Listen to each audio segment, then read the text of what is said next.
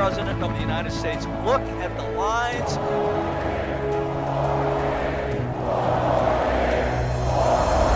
You join our movement. A lot of President Trump supporters here. Greatest movement in the history of our country. The Democrat Party is actually working against religion, against freedom, and shutting down churches. I see the Holy Spirit, the evidence of the Holy Spirit working in the president when he takes the kind of actions he does. We want justice for George Floyd and his family. Everybody agrees on that. But this utter destruction and violence is not the way to do that. And President Trump brought this back again to the country. With Joe Biden, he hasn't even condemned Antifa. Just think about that for 1 minute. He hasn't condemned the rioters. If you voted for Trump, you ain't black. You have a problem figuring out whether you're for me or Trump, and you ain't black. I have to look at myself and think I'm black, because some people say, Herschel, you're not black. I'm like, no, I am black. HBCUs and the things that the president has done to invest and to support the black community, that's how we grow out of this. Defunding the police is insane. The police are what protect us all from anarchy. We are one people, one family, and one glorious nation under God. We will make America great again. Welcome to Team Trump Online.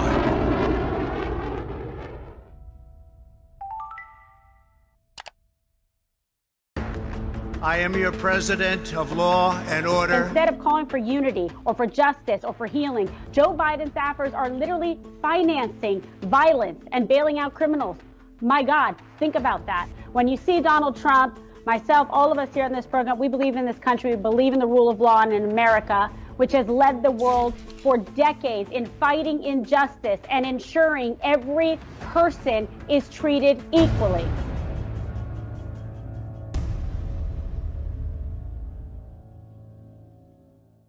Good evening, everyone, and welcome to Team Trump Online, Law and Order. I'm Kimberly Guilfoyle, Senior Advisor to President Trump's re-election campaign and the National Chair of Trump Victory Finance Committee.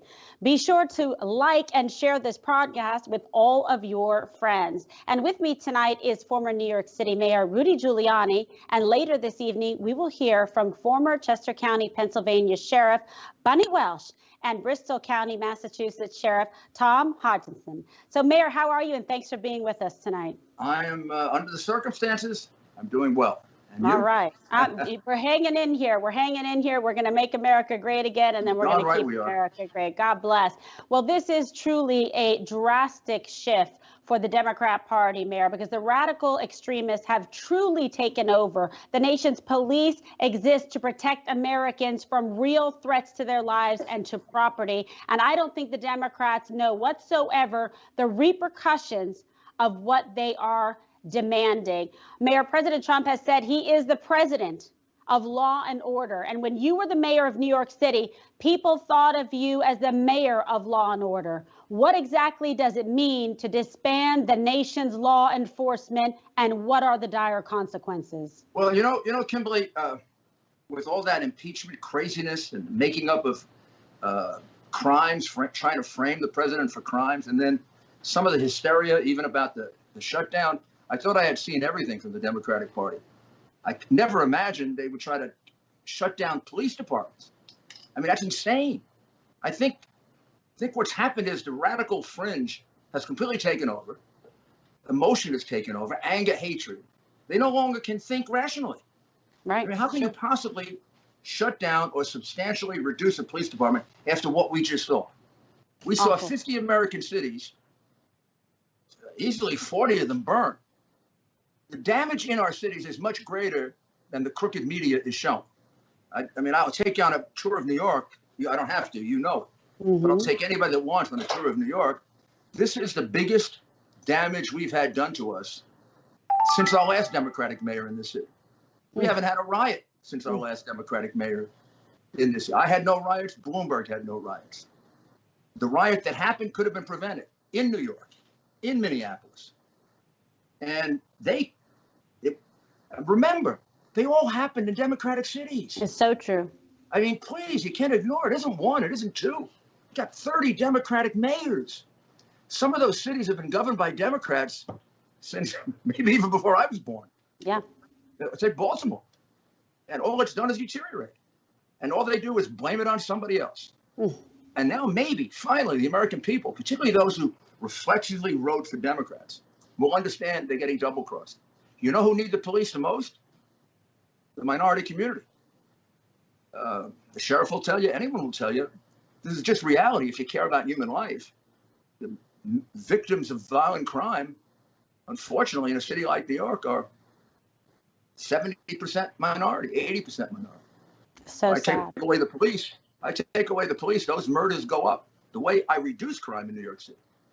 Sure, we use great programs like CompStat and Broken Windows. I put 5,000 more police in. 5,000. And we cut, between Bloomberg and me, we cut murder by almost 80%. I did it 60. He did 18. Think about all the minority lives we saved. We were saving mostly the lives of black men, which I'm very proud of. Absolutely. And because their lives are as important to me as anybody else's life. I don't look at it as, white lives, black, they're all my citizens. So I took the police out of the white neighborhoods who got angry at me for doing it. I put it in the black neighborhoods. Where they were needed. Because that's where they were needed. And that's where, even when they say the police confront blacks more often, the only reason they confront blacks more often, because blacks call in information about how they've been victimized more often by a factor of about 8 to 1. Yes. So what am I supposed to do? Because some idiot liberal is going to say it's discrimination, avoid those calls, or do an equal number of whites and blacks. That would mean, since men commit 90% of the crime, I should search women 50% of the time, just to be fair. Right. It's unbelievable because it's so idiotic, it's so absurd. ignorant. The Democrats and the liberals are making minority communities unsafe with their policies. They are reckless, total reckless disregard for public safety, community safety, for the children that are trying to go to school, for all of the above. And it's very sad, Mayor, unfortunately, the current New York City mayor, Bill de Blasio, has also jumped on this dangerous bandwagon to defund the police. And he intends now to shift the NYPD funding to social services. Now, Mayor Giuliani, under your leadership, crime in New York City reached record lows, as you were just mentioning. But now that historic progress is in danger, it's really being threatened by these policies. What will happen to New York City if Mayor de Blasio follows through with his plan to cut the NYPD budget? Well, what's been happening? Crime's been going up in New York City. We had a day the other day where 7 people were shot within 3 miles of each other, within 12 minutes of each other. I mean, we have a big uptick in burglaries, 50%. We have an uptick in murder, big uptick in murder. What I'm afraid of is, and this gets to the broken windows theory, all of those demonstrations that turned into riots, that's very dangerous. It says to a lot of people who are a little unhinged, oh, I can get away with that. I have no doubt that the decision of the mayor in Minneapolis to let them take the police department and burn it, and then a couple more, led to a lot of this, because everybody else said, look what we can get away with. Sure. You either give a sense of lawfulness or lawlessness. And the minute you start giving a sense of lawlessness, it breaks out all over. And same thing in New York. Now, the mayor cutting the police in this city after what he let happen to this city for 8 days is outrageous. Oh, I know. And just to get a sense of how phony they are, the Democrats, has any of them mentioned Captain David Dorn? No, so sad. Who was shot in the head because he was guarding for nothing as a volunteer. Yeah, his friend's store. Mm-hmm. And these people, he was in the way of their being able to take jewelry, clothes. It wasn't about protest. He was in the way of their stealing. So they blew him away. He's a black man. So sad. I don't know. His life matters, by the way. It matters to me. I didn't see any signs for him with the Black Lives Matter people. No, it's sad. It's so hypocritical. I've been around long enough to know you don't give me this phoniness that you really care about Black lives when you don't care about Captain Dorn. You don't care about the 28 people that were killed in Chicago over one weekend. Absolutely. 28 people killed. 80. Why isn't Black Lives Matter over there? I guarantee you, 80% complaining and of them are black. protesting about it. Exactly. Yeah. How come not a protest in Chicago about let's save these lives? They're important to us. They're our citizens. I care about them.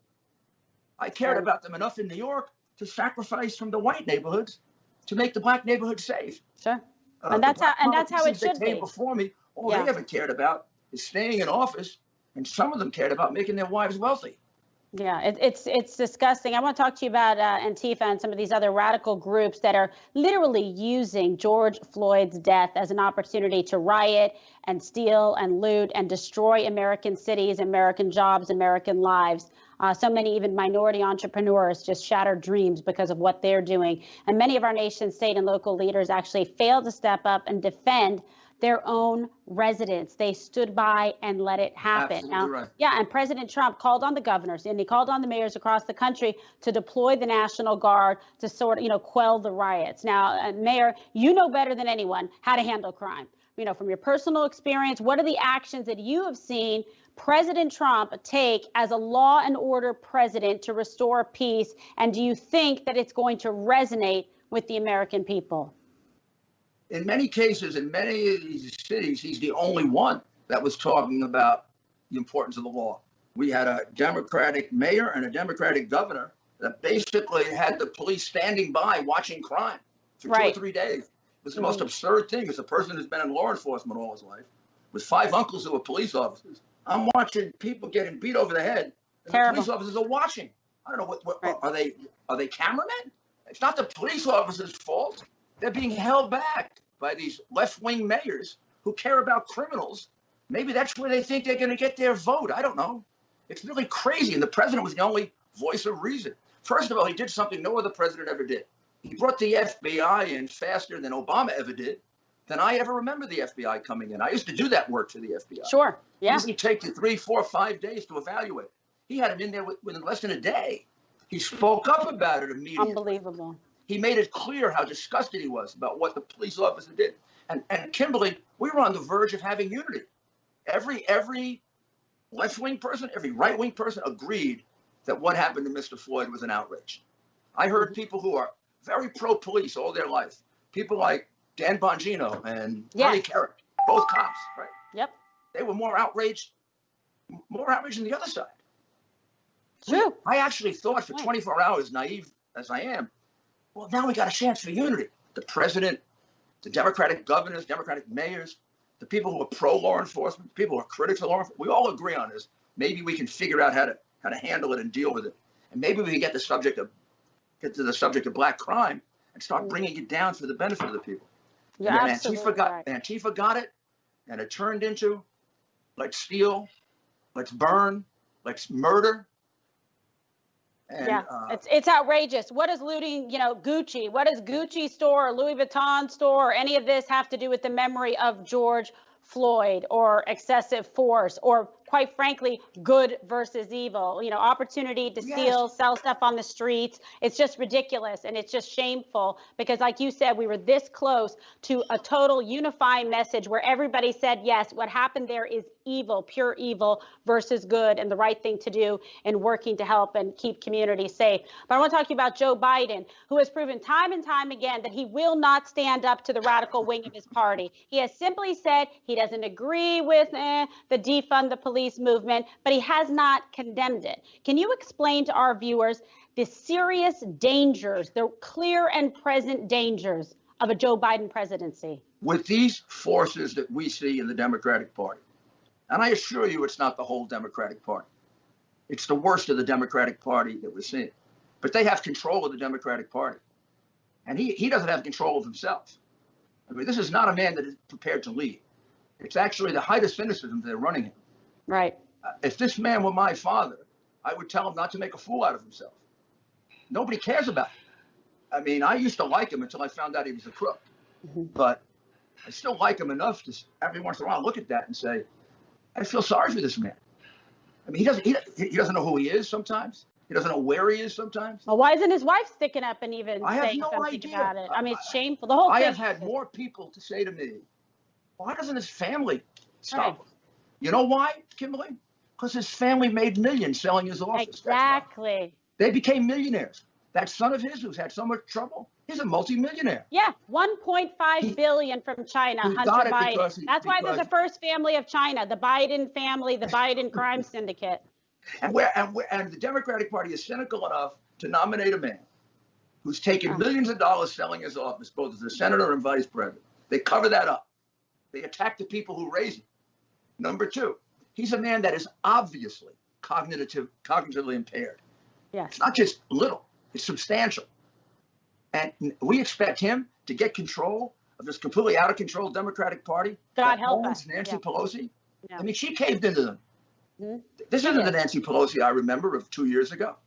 AOC is running the House. She just like the police officers who had to take a knee, which is shameful. Now we got the entire Democratic Party has taken a knee. And if we're not careful, we're going to all have to take a knee. I'm not going to do it, but maybe they'll put me in prison if I don't do it. It's out of control. It's out of control. And then look at the dangerous dictatorial tendencies you saw on the part of those Democratic governors. Mm-hmm. Wanting putting people up until the protesters, everybody who wasn't 6 feet away from it got arrested. I saw people in this city being arrested because they were within 2 feet of each other. And the mayor had 4 press conferences angry at them. It's so sad. And the mayor in Chicago got really angry. And then they found out she went for a haircut. And they asked her, well, what about everybody else? He said, well, I'm the one that has to have a haircut. They don't I need know, the whole thing. It's just I'm trying to point out the anger they had at social distancing and wearing a mask. Literally no anger about the murder, the mayhem, the destruction of minority businesses, the destruction of neighborhoods, the example of lawlessness given to the young people of this country. They had no concern about that. And finally, all of a sudden, coronavirus went over. It's so true. You know why? I saw 5,000 people walking over the Brooklyn Bridge on Saturday. Mm-hmm. And about a quarter of them had a mask on. And most of them were within 1 inch of each other. And I had a city that was in fear of being within 6 inches a week before. There is something wrong with these people. If there's going to be a Democratic candidate, they need somebody very strong who can discipline them.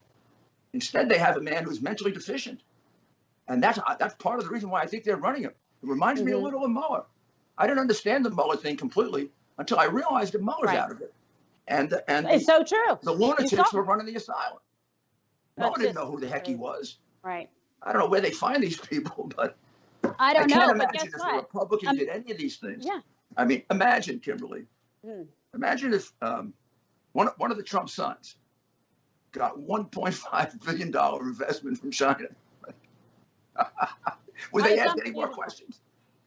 Imagine if Don Jr. took $150, they'd be all jail, treason, this, that. He would come home. I was trying to stand in front of the TV because it would say like in the banner on CNN, Don Jr. guilty potentially of treason, punishable by death. I was like, I hope you have enjoyed your dinner tonight. Yeah, I mean the whole thing is ridiculous. If he forgot to pay a bill. Yeah, for a 6-minute meeting that he walked out of. But that double standard is another thing that we should raise to the American people. They have a chance in this election to do 2 things. In addition to electing the president who probably had the best record in his first term of any president I ever remember, and who delivered more for the minority community than anybody I ever remember. Absolute fact. I mean, he promised him he would do it. I remember the speeches. I was there with him when he said, you have nothing to lose. It was kind of funny. I think people thought he was kidding. They don't realize that when he makes a promise, he kills himself trying to keep it. He's going to keep it. And the ones that he hasn't kept, which are very few, he'll keep the next term. Give him a Republican Congress. It'll get it done. But he promised him he would. I don't think they ever believed he would change it as much. And give him a chance now. He'll restore this entire economy. We already had a big surprise a week ago. Yeah, with the 2.5 million jobs. Oh, yeah. They're like, 10 million jobs. Down. We were going to lose 9 million. Mm-hmm. We gained 2.5. I love it. And they look like. I know they're like, oh gosh, they're bummed out that more Americans didn't lose their job. But here's the thing about these people. They have lost their minds, Mayor, but we have not lost our way. So I got to tell you, it's always a pleasure. Thank you so much for joining us. God bless you. I can't emphasize enough how important this election is. It's also necessary to straighten out the Democratic Party so they reform themselves. You give them a good beating, And next time we'll get a good Democratic candidate. Maybe we'll have a better Republican, but that's the way it should be. There should be a good Republican, a good Democrat, and then we pick the one we ideologically agree with. Exactly. We can't have a guy that's taken millions for his public office and also has a hard time knowing where he is any time of the day. Yeah, selling out America and American dreams. And no, not with our guy, not with Trump.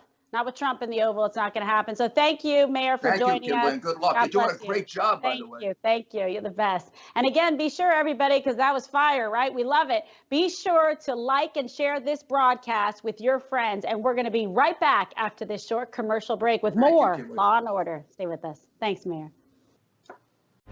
I'm Donald Trump, and I approve this message.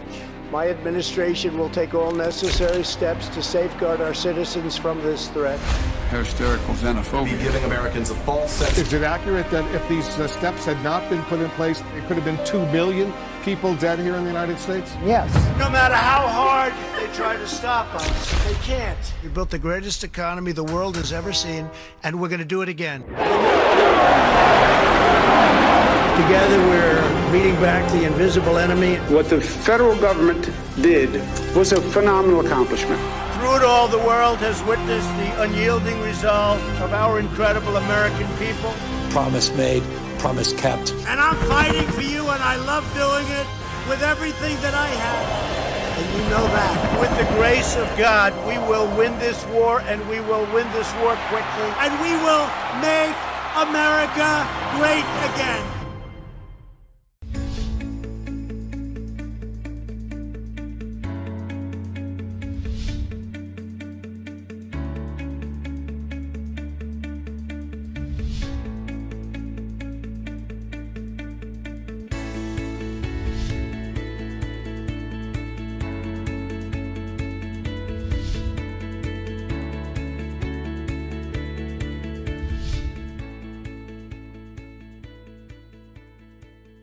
Welcome back to Team Trump Online, Law and Order. I'm Kimberly Guilfoyle. We just heard from Mayor Rudy Giuliani, who explained to us why President Trump is the law and order president. And now we are joined by two very special guests, Sheriff Bunny Welsh of Chester County, Pennsylvania, and Sheriff Tom Hodgson of Bristol County, Massachusetts. Thank you both for joining us to discuss such an important topic for America. And I'll begin with you, Sheriff Welsh. Now, under your leadership, the Chester County Sheriff's Office received numerous awards and twice was honored as the top sheriff's office in Pennsylvania for crime prevention and for community outreach. Can you speak to us about the work of the Sheriff's Office, and can you tell us how law enforcement actually helps communities beyond what people kind of traditionally think of their obvious duties? Thank you, Kimberly. It's very important, whether it's a sheriff's office or a police department, to work within the community. And the two words that come to mind to me are trust and relationships. And whatever builds those trust relationships is vitally important to the work of the law enforcement. We did a lot of programs with children. A couple were McGruff the Crime Dog. I think he's known nationally.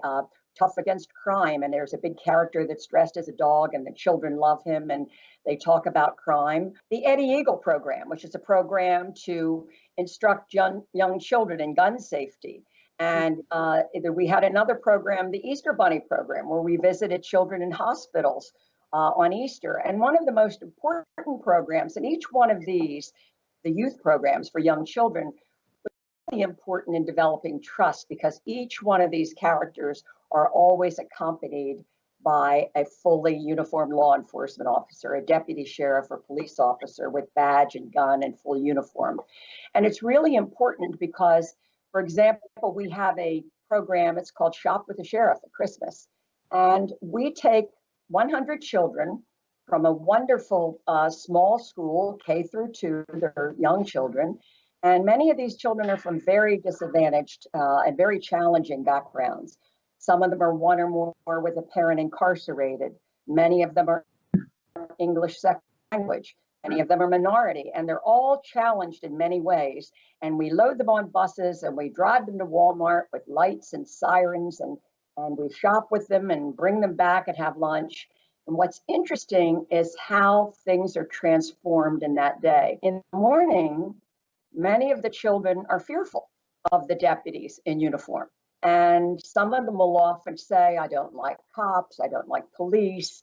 My mom says if I'm bad, she'll call the cops on me, which is something terrible. I always cringe when I hear that one. But by the end of the day, after these deputies have shopped with the children, spent time with them, and are having lunch with them at the end of the day, you see the kids sitting on their laps and sitting on the floor and trusting them. So the next time they see someone in uniform, it's a friendly encounter and they're no more fearful. These are the kinds of programs I think that are important to reach out into the community. And of course, that's the children. A lot of the officers and deputies are in youth programs, or they're out playing basketball with the kids, or they're in the youth centers. Sure, which is fantastic. They're developing trust and relationships. And with the adults, we have a wonderful local police chief here in Coatesville. He has coffee with a cop, or used to before quarantine. He has coffee with a cop where the residents can come in and have a cup of coffee and talk to the chief. Those kinds of things, whether they're the youth programs or the young children programs, adult programs, where you're building the two things, relationships. And that's vitally important because, you know, one thing that this horrific death of Mr. Floyd brought forth, those who didn't trust police trust them even less. And those who trust maybe had reason to question. And we have to fix all of that. And I think it starts with programs with kids, families, adults, to build that trust, to build that relationship, to reach out with these community programs. And I realize that may be more difficult in big cities. My county's 500,000 people. So 500 is a little bit easier than maybe a city with millions of people. But it can be done regionally. And I think it's important to reach out to families and children and build relationships.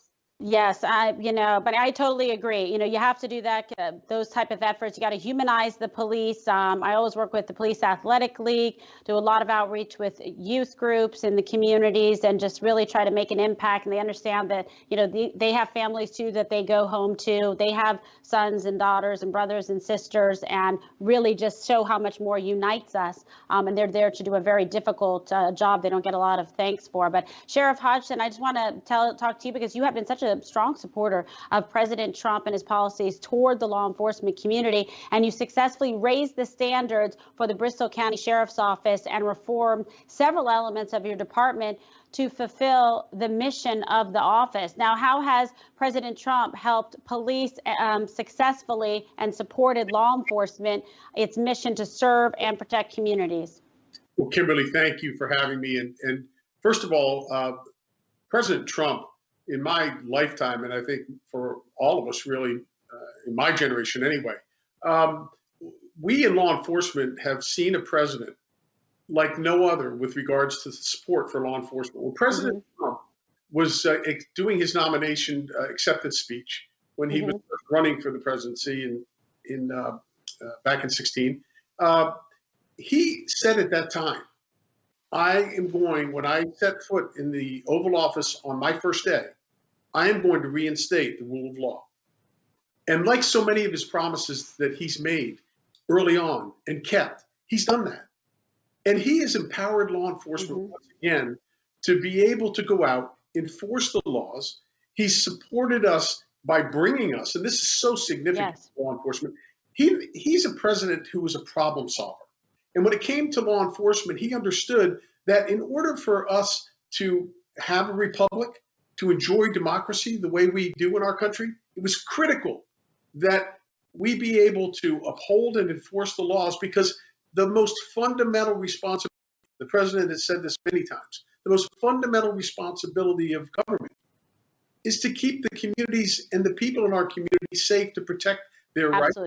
And to make sure that, as I say, that their families are safe. And in those instances where we have to, root out the problem people that are creating crime, the president has been there for us. He's offered grant programs, more grant programs to us. He's given us more equipment that we otherwise had taken away from us when the previous administration was there. It was critical for us to be able to deal with the evolving threats. So important. against law enforcement. And so with regards to what the president has done in so significant around crime and law enforcement, by bringing people like myself, Sheriff Welsh, and other sheriffs, chiefs of police, International Association of Chiefs of Police, he brought him in for the First Step Act before he ever instituted that legislation. He brought us in to talk to us about immigration reform, the impacts the gangs that are coming across our border are having on the people of our communities. He was concerned. He wanted to know about the families in our communities. Absolutely. Loved ones. Yep. The kids, to the drugs that have been pouring in over the southern border, the angel moms and dads. The president wanted to hear from them. And the great thing about President Trump is that as a problem solver, as somebody who brought a business model to government, he understood that in order for me, if I'm going to create policies for this nation that are going to work for people in Main Street, then I have to hear from the people in Main Street. I have to hear from law enforcement. Right. How these problems Totally in touch. people.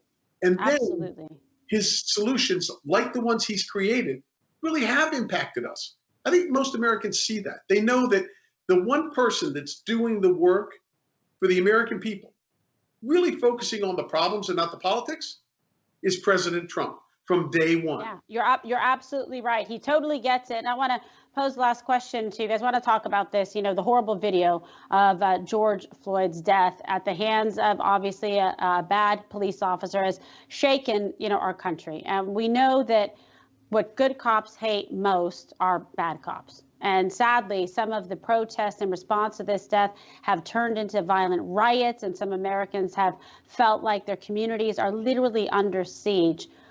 Sheriff Welsh and Sheriff Hodgson, I'll pose this to both of you. What is your message to those who may still be worried right now? And I'll start with you, Sheriff Welsh. I certainly understand because it was such a horrific incident. The death of Mr. Floyd was horrific, and his tragic death just affected everyone, law enforcement and every citizen.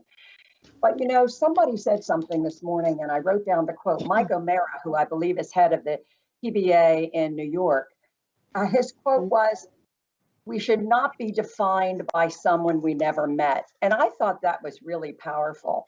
He was standing in front of a lot of the NYPD officers, and he was very passionate.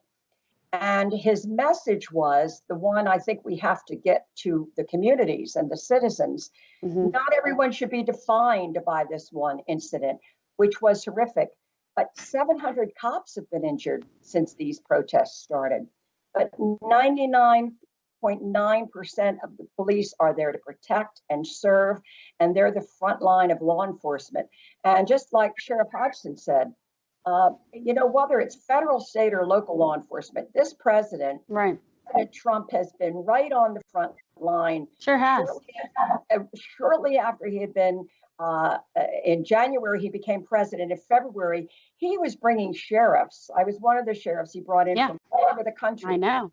To say, tell us what you need, tell us what you want. And he's a good listener. And he promised then to coordinate with local, state, and federal law enforcement, to coordinate, cooperate, communicate, and work. And he's delivered on that. And just like all of us in law enforcement are heartbroken with what we saw happen, we need to have the communities and the citizens understand there's bad apples in anything. This needs to be addressed, whether it's policy, procedures, whatever means locally or even federally. I understand there may be some things coming out federally. Right. That's okay, but the citizen needs to understand these men and women in the office of the sheriff with Sheriff Hodgson, in my sheriff's office, and police departments all over the country. They put on that badge every day, and they go out there to protect and serve. They and absolutely that's what they're about. And how dare we tarnish the badge of those men and women because of this one tragic incident? So I think that has to be our message, and we have to stand in solidarity. And one of those early meetings with President Trump, he said to us, "I've got your back." Absolutely. And you know what the sheriffs of the country He's said? got your six. He's got yours. Absolutely. And he has never wavered from that, and we have never wavered from that. And I think that's the message. I absolutely agree. And, you know, he was right out there out front, Sheriff Hodgson, saying, no way, this defund the police movement is totally reckless. It is just smacks in the face of public safety. It's illogical. It's quite frankly insane. I mean, I worked as a prosecutor for the majority of my adult life. My cousin was chief of police in the Bay Area. I have tremendous respect for the men and women that serve, you know, in the law enforcement community. And I think it's been so important for the president during this time of anarchy that's being proposed essentially by the left to stand up. And meanwhile, Joe Biden is hiding somewhere, I don't even know, under a blanket in his basement. You know, President Trump has never run from a problem. And that's the great thing about this president. In addition to which, you know, the message people really need to get, in my view, is that listen to what the president's saying. He's always talking about we as Americans. We as Americans. There's small groups out there. We all know what happened was horrific to George Floyd. So, yes. The reality is that as Americans, if we see something didn't go well or is short of standards, then we as a people come together and talk about it because we all agree it was horrific. Why would we allow a small, exceptional group of violent people who want to go out and commit crimes against other people? Yes, somehow that's a way to offset what happened with George Floyd or to honor him. As you said, Kimberly, that's outrageous. It doesn't make sense. The president has shown us through his leadership and continues to do that first and foremost, we're Americans. And by and large, we have to come together and listen to one another. And there's nothing wrong with having problems, whether it's in a business or whether it's in a nation. The success model is going to be based on whether or not we're willing to listen, be open to one another. Yes, absolutely true. Are there certain things, as the president does when he brings us to Washington or brings the faith-based leaders or brings medical people in when there's issues, and listen. Yes. And then once we all come together, we may not all agree in our conversations, but in the end, the president will make the final determination that we know, based on his record, that it's likely going to create a success formula no matter what that topic is. And we've seen it time and time again that he's the one person in government right now and it's been focused on problem solving, not interested in the politics, doesn't have support, and it's what you see in the private sector. And if I could say this in sort of summary, I think what President Trump has done is basically exposed all of these people in Congress who for years, and I've been dealing with immigration reform for 24 years. Joe Biden, for example, was in the Senate for God knows how long. He then became vice president. In all those years, you look at the problems that existed and how little has been done. President Trump's been in for 3 years, and look at the progress this country has made. Amazing. Look at how he's brought law enforcement together. And you know what? That's what we as Americans need to do right now. Rally around a man who is taking us to better places in life for us, for our children and our grandchildren. And I'll tell you, as Sheriff Welsh said, the president said he had our backs.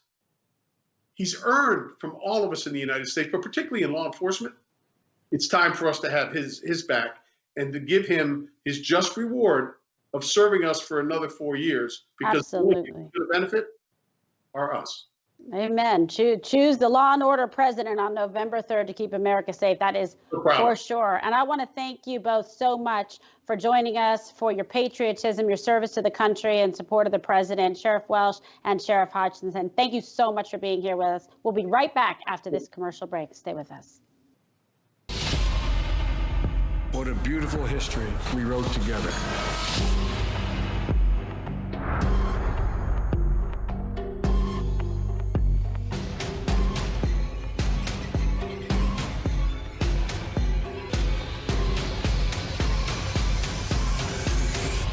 China's not our problem.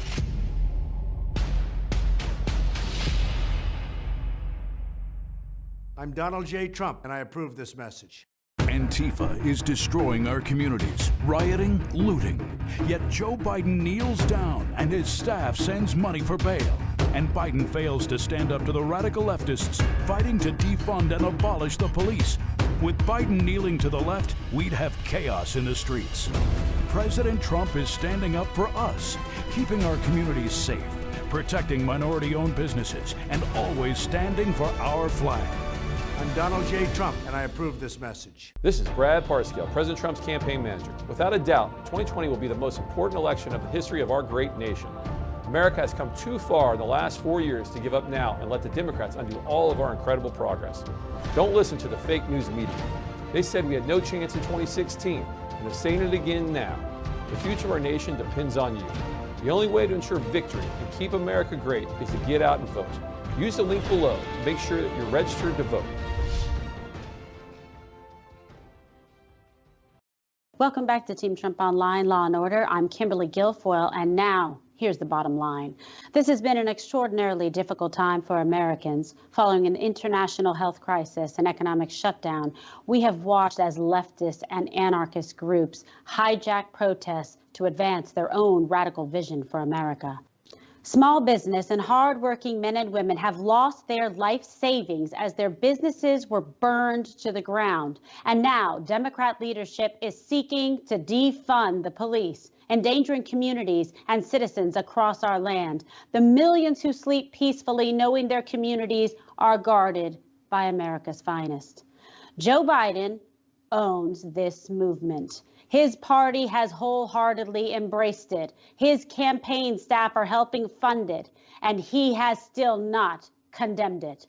Why are Democrats trying this?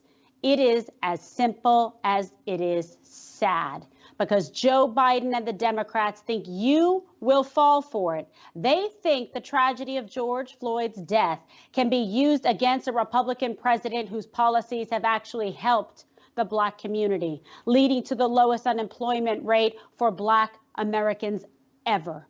As President Trump said, we want justice for George Floyd. His death will not be in vain, but we also want justice for Police Chief David Dorn, who was shot and killed amidst these violent riots. I know that President Trump will continue to lead this nation forward to prosperity and opportunity and a better future for all Americans, including Black Americans. And as a former prosecutor, I believe justice will be served.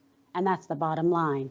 Thank you to all of our amazing guests for joining us tonight. It was great to hear why law and order is so important to our nation's future from those who have actually implemented policies that have a proven track record of working.